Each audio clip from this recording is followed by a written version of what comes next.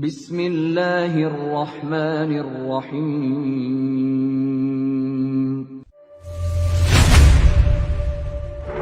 يا أيها الذين آمنوا ادخلوا في السلم كافة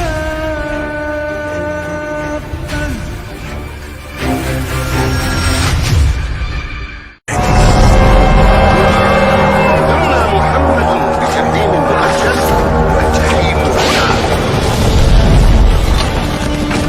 فمن كان على أمر من أمور المسلمين فليتق الله فيهم. فلا يتكلم أحد بموت رسول الله إلا ضربته. جئتك أؤمن بالله وبرسوله وبما جئت به. لقد أعذرت إليكم وأعذرتموني.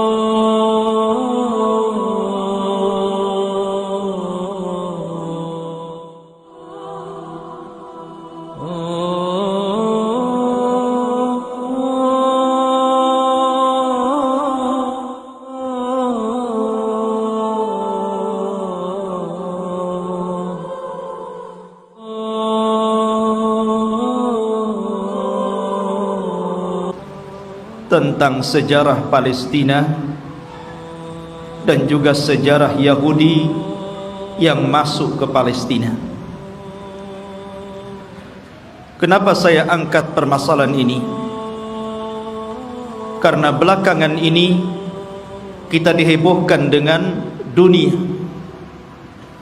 tentang pernyataan pemimpin Amerika Donald Trump yang hendak memindahkan ibu kota Israel ke Yerusalem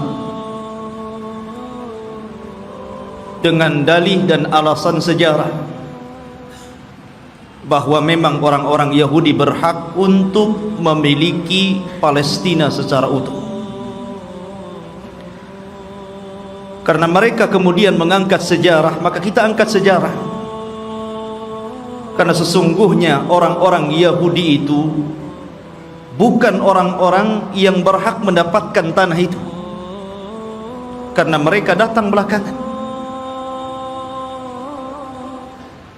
Kita wajar menilai bahwa orang-orang Nasrani membantu orang-orang Yahudi demi terciptanya negara Israel Raya,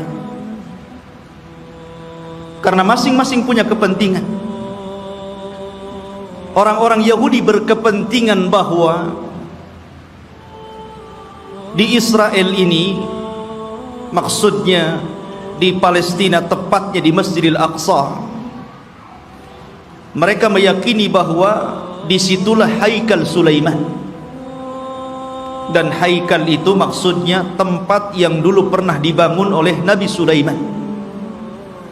Mungkin semacam masjid bagi orang Islam seperti itu. Dan tidak besar, hanya beberapa meter kali beberapa meter saja. Dan orang-orang ini berusaha untuk menggali situs-situs itu dan ingin mendirikan kembali Haikal Sulaiman dan merobohkan Masjidil Aqsa, karena mereka punya keyakinan kalau Haikal ini terbangun, maka inilah puncak kejayaan orang-orang Yahudi dan akan menguasai dunia menurut keyakinan mereka. Lalu apa ikut campur tangan orang-orang Nasrani? Kenapa orang-orang Nasrani membantu orang Yahudi? Bukankah ini kepentingan Yahudi? Karena Nasrani juga memiliki kepentingan yang sama. Sama-sama bercita-cita, bermimpi ingin menguasai dunia dengan terbangunnya Haikal Sulaiman ini. Karena menurut keyakinan orang-orang Nasrani, apabila Haikal Sulaiman ini sudah terbangun, maka Isa bin Maryam akan turun dan akan menguasai dunia dan akan memimpin orang-orang Nasrani. Jadi orang Nasrani ini memanfaatkan orang Yahudi, dan orang Yahudi juga memanfaatkan orang-orang Nasrani. Keyakinan kaum muslimin juga sama, karena Nabi SAW pernah mengatakan, imaratul baitil maqdis kharabu Yathrib. Kelak bahwa Baitul Maqdis akan menjadi pusat kekuatan kaum muslimin ketika Allah bangkitkan Al-Mahdi Al-Muntadhar Muhammad bin Abdullah, dan akan menguasai dunia. Jadi rupanya tiga agama ini punya kepentingan masing-masing. Yahudi punya kepentingan, Nasrani punya kepentingan, dan tentunya kita kaum muslimin juga punya kepentingan. Sama-sama bermimpi akan menguasai dunia. Tapi bagi umat Islam ini bukan mimpi, tapi ini sebuah kenyataan. Nabi SAW yang bersabda bahwa kelak kekuatan kaum muslimin akan menyatu di Syam, tepatnya di Palestina.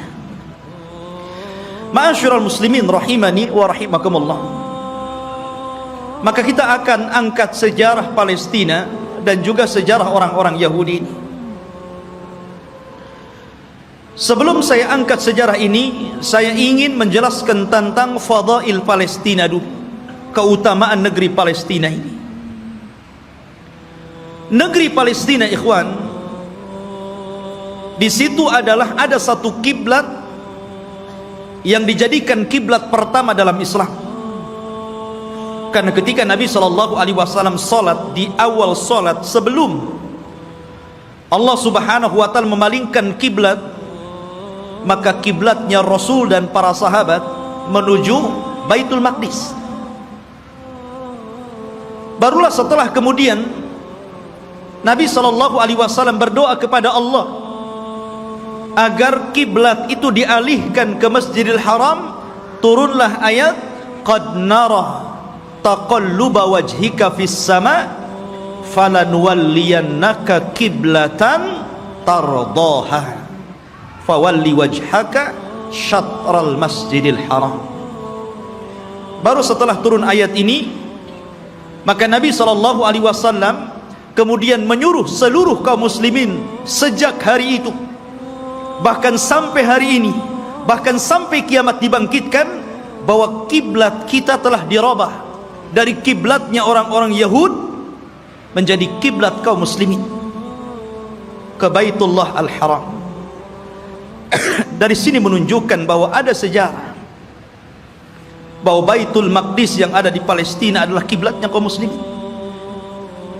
Dan Nabi SAW pernah di-Isra' Mi'rajkan oleh Allah dan sempat salat di Baitul Maqdis, bahkan menjadi imam bagi para nabi. Kemudian ikhwatu fiddin yang dimuliakan Allah Azza wa Jalla, negeri Palestina ini adalah negerinya para nabi dan rasul. Negeri ini adalah negerinya para nabi dan rasul.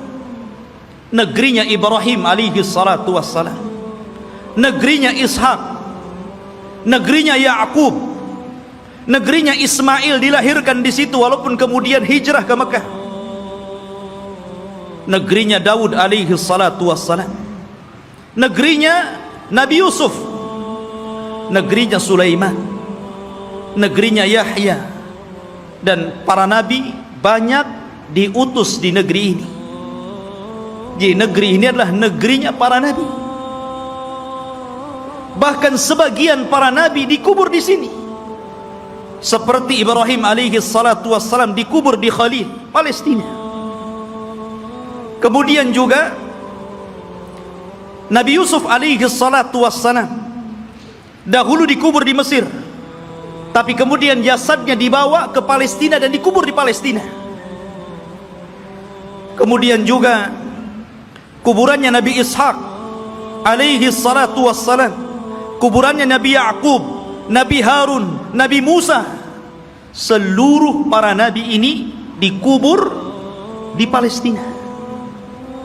Jadi ini memang negerinya para nabi, ikhwan. Negeri yang sangat suci, negeri tersuci ketiga setelah Mekah, Madinah, kemudian Syam. Dan Nabi SAW pernah bersabda, tuba lisyam, tuba lisyam, tuba lisyam. Kata Nabi SAW, beruntung orang-orang Syam itu, beruntung orang-orang Syam itu, beruntung orang-orang Syam itu. Kemudian sahabat bertanya, kenapa wahai Rasul? Karena Syam, para malaikat Allah mengepak-ngepakkan sayapnya di atas negeri itu. Dan Palestina bagian daripada negeri Syam. Ma'asyiral muslimin, kita tahu bahwa Masjidil Aqsa adalah memiliki keistimewaan yang sangat besar. Sebagaimana ketika Allah Subhanahu wa taala menyebutkan keistimewaan Masjidil Haram, kemudian Masjidil Nabawi, maka Masjidil Aqsa juga sama. Orang yang salat di situ sebanding dengan orang yang salat 500 kali salat di masjid-masjid yang lainnya. Ini keistimewaan yang sangat besar. Bahkan para nabi, para ulama, orang-orang saleh banyak berziarah ke masjid ini. Negerinya para ulama, negerinya kitab-kitab. Banyak para ulama yang kemudian terlahir di negeri Palestina. Kita tahu bahwa Imam Syafi'i lahir di mana? Di Gaza, Gaza Palestina. Di sana ada Al-Asqalan. Kita kenal dengan Al-Imam Ibnu Hajar Al-Asqalani. Asqalan Palestina. Jadi banyak para ulama dunia, bukan ulama kecil, ulama dunia, itu lahir di Palestina. Bahkan Nabi SAW melarang tidak boleh safar dalam rangka ibadah kecuali di 3 tempat: Masjidil Haram, Masjid Nabawi, dan Masjidil Aqsa. Kata Rasul, la tushaddur rihal illa ila 3 masajid. Tidak boleh kalian melakukan safar dalam rangka ibadah kecuali di 3 masjid ini. Salah satunya Masjidil Aqsa. Bahkan Nabi SAW pernah berdoa, Allahumma barik lana fi syamina wa barik lana fi yamanina. Ya Allah, berkahi negeri Syam kami. Ya Allah, berkahi negeri Yaman kami. Di sini Rasul mendahulukan Syam kemudian Yaman, menunjukkan bahwa Syam lebih utama dibandingkan Yaman. Ini menunjukkan bahwa Syam negeri yang penuh berkah. Rasul yang mendoakan. Kemudian juga ikhwatu fiddin yang dimuliakan Allah Azza wa Jalla, para sahabat Nabi SAW banyak yang hijrah ke negeri Palestina, berziarah ke sana. Di antaranya adalah Umar ibn al-Khattab radhiyallahu an, Abu Ubaidah Amir ibn al-Jarrah, kemudian juga Safiyah istri Nabi, Safiyah bintu Huyai, kemudian juga Mu'adh bin Jabal, Abdullah ibn Umar, Salman al-Farisi, Abu Dhar al-Ghifari, kemudian Abu Hurairah radhiyallahu an, Bilal ibn Rabah, Amr ibn As, Muawiyah bin Abi Sufyan, dan banyak lagi para sahabat Rasul yang mereka hijrah dan berziarah ke negeri Palestina ini. Artinya ini negeri para sahabat Rasul, bukan hanya negeri para nabi dan rasul, dan juga negeri para sahabat, negeri para ulama, negeri kitab-kitab ahli sunnah wal jamaah. Jadi memang luar biasa. Bahkan negeri ini kelak akan menjadi berkumpulnya seluruh manusia, karena negeri ini disebut mahsyar. Di antara tanda-tanda kiamat, akan muncul api dari Hadraul Maut, kemudian akan menggiring manusia dan mengumpulkan di Syam. Saat itulah kiamat dibangkitkan. Masyarul muslimin, dan banyak lagi kalau kita bercerita tentang keutamaan Palestina. Lalu sejarahnya, kapan negeri ini memiliki penduduk dan manusia? Apakah orang-orang Yahudi yang mengklaim bahwa mereka adalah memiliki tanah Palestina dan sekitarnya, ataukah siapa? Disebutkan ikhwatu fiddin dalam sejarah, baik sejarah yang dicatat oleh para ulama Islam ataupun sejarah yang dicatat barat. Bahkan sejarah ini juga tertera dalam perjanjian lama Taurat, bahwa dahulu yang menghuni negeri tersebut bukan Yahudi. Yahudi itu jauh datang belakangan. Ya. Bagaimana mungkin kemudian Yahudi mengklaim bahwa itu adalah tanah mereka? Mereka datang belakangan. Mereka adalah umat yang terusir dari Mesir. Orang-orang Yahudi hidup di Mesir dari Bani Israel. Kemudian dibawa hijrah oleh siapa? Musa. Nabi Musa alaihi salatu wassalam yang membawa Bani Israel sampai ke Palestina. Jadi mereka itu datang belakangan. Lalu siapa yang pertama kali?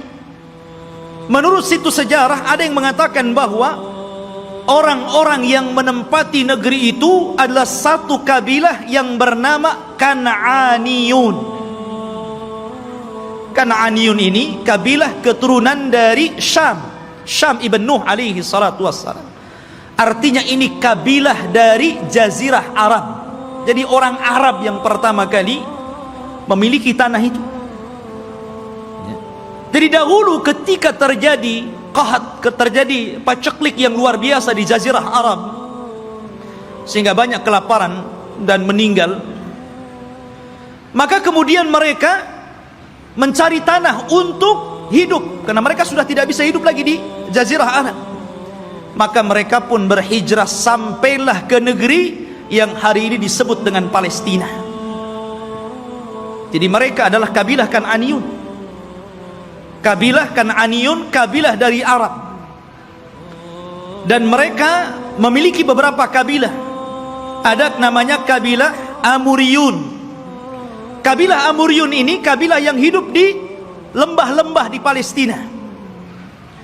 Kemudian ada kabilah namanya Yaguthiyun, dan mereka hidup di negeri di sekitar Al-Quds yang kita kenal dengan Masjidil Aqsa, Baitul Maqdis. Kemudian adapun Kan'aniyun, maka mereka hidup di satu daerah yang bernama Arihah, dan Arihah adalah kota tertua di dunia. Belum ada kota di zaman itu kecuali Arihah. Makanya Arihah itu kota tertua di dunia, belum ada kota kecuali ini. Lah hiduplah kabilah namanya Kan'aniyun. Ma'asyiral muslimin rahimani wa rahimakumullah. Lalu kenapa muncul kalimat Palestina? Kalau antum membaca dalam perjanjian lama Taurat, bahkan disebutkan juga dalam Injil, tidak ada kalimat Bani Israel atau Yahudi. Yang ada adalah kabilah Kan'aniyun. Itu mereka mengakui dan tercantum dalam kitab-kitab mereka. Nggak ada Bani Israel, nggak ada Yahudi. Apalagi Yahudi datang belakangan gitu kan, dibandingkan Bani Israel. Munculnya kabilah ini, kita tahu bahwa Palestina itu berdekatan dengan Mesir, karena dipisah dengan Sohra, hanya dipisah dengan padang pasir yang luas. Jadi antara Mesir dan Palestina itu berdekatan. Ya, di situ ada jalur Gaza namanya. Itu pemisah antara Palestina dan Mesir gitu kan. Lah, ada satu kelompok yang kemudian ketika itu menyerbu Mesir. Yang kemudian akhirnya terjadilah kesepakatan, karena waktu itu antara Palestina dan Mesir menyatu, bukan beda negara kayak sekarang, tidak, menjadi satu. Sehingga kemudian ketika kelompok yang menyerang Mesir ini kemudian berdamai, maka mereka pun meminta daerah yang disebut dengan Al-Falas, yang kemudian belakangan disebut Palestina, dan sekarang kita kenal dengan Palestina. Dari situlah ikhwatu fiddin bahwa kabilah yang menyerbu ini akhirnya menetap di sebuah tempat namanya Falas. Lah sebelumnya sudah ada orang-orang Arab yang tinggal di situ. Ya.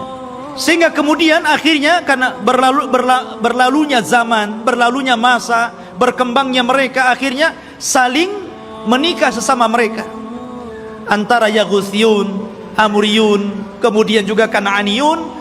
Akhirnya tidak ada daerah yang lebih dikenal daripada Falas, yang kemudian belakangan disebut Palestina. Itulah sejarah penamaan Palestina. Jadi sebuah nama tempat yang kemudian sekarang disebut dengan Palestina. Taib. Lalu kenapa kemudian muncul Bani Israel dan belakangan muncul nama Yahudi di sini? Kapan mereka masuk?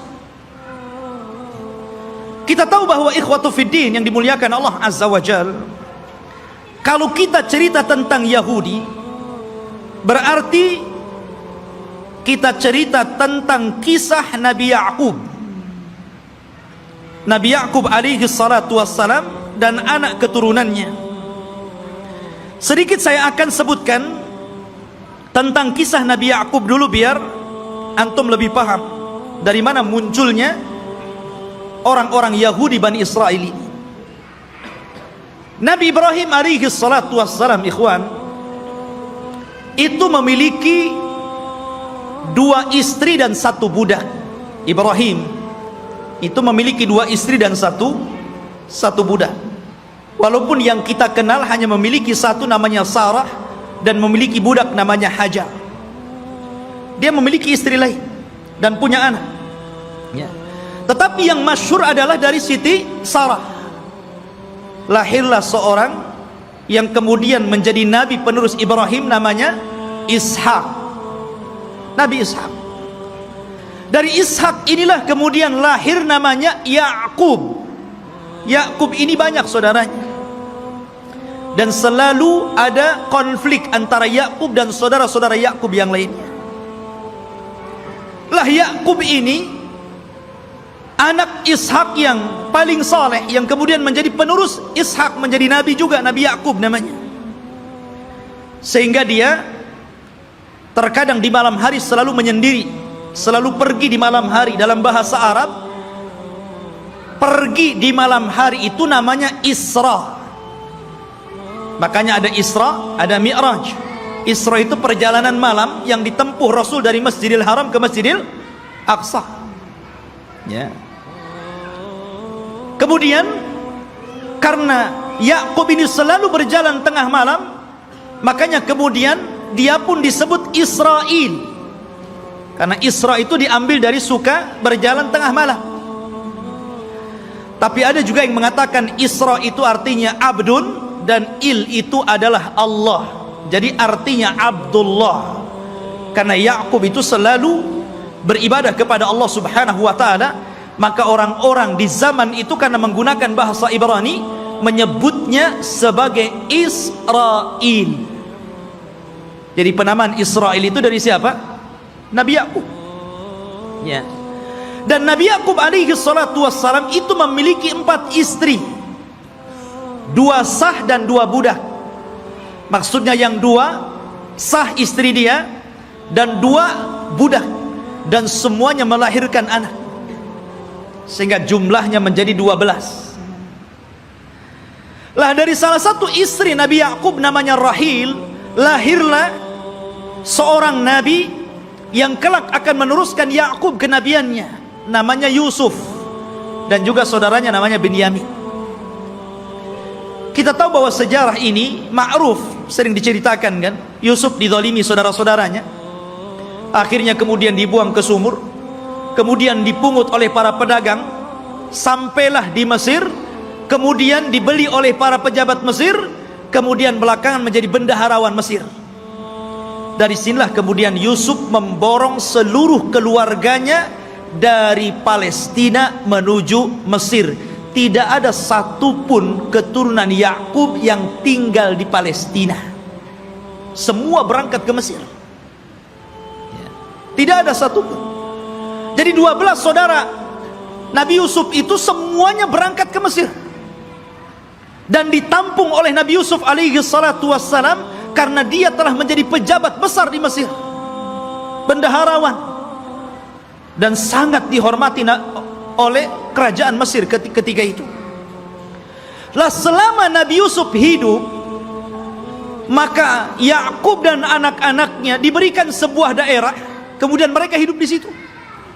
Dan mereka mendapatkan fasilitas yang luar biasa disebabkan oleh Nabi Yusuf alaihi salatu wassalam. Maka beranak pinaklah orang-orang ini yang kemudian keturunan dari 12 putra Yakub disebut Bani Israel. Keturunan Israel, Nabi Yakub. Selama mereka berada di Mesir dan Nabi Yusuf masih hidup, mereka dihargai.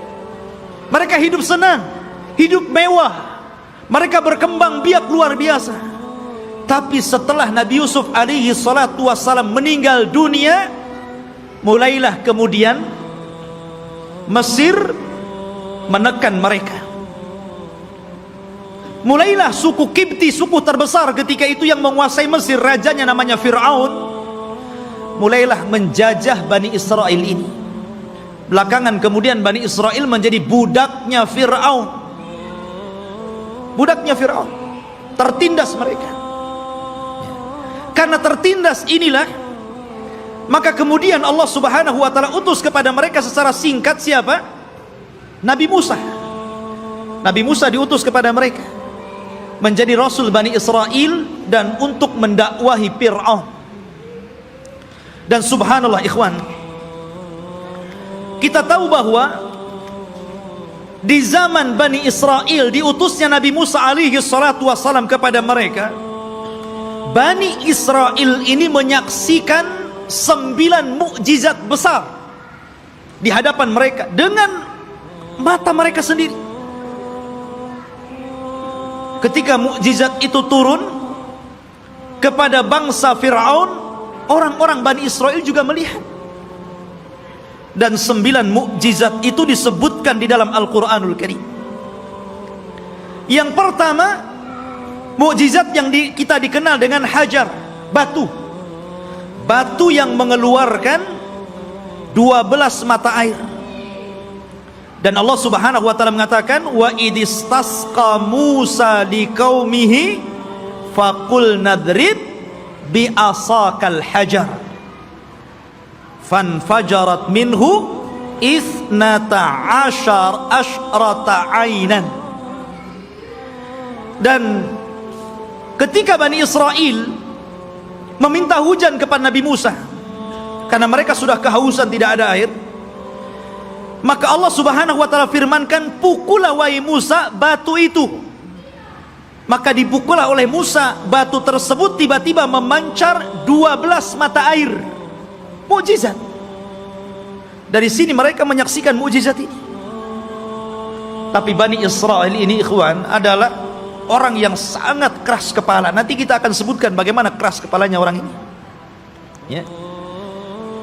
Kemudian yang kedua, mereka menyaksikan bagaimana terbelahnya lautan.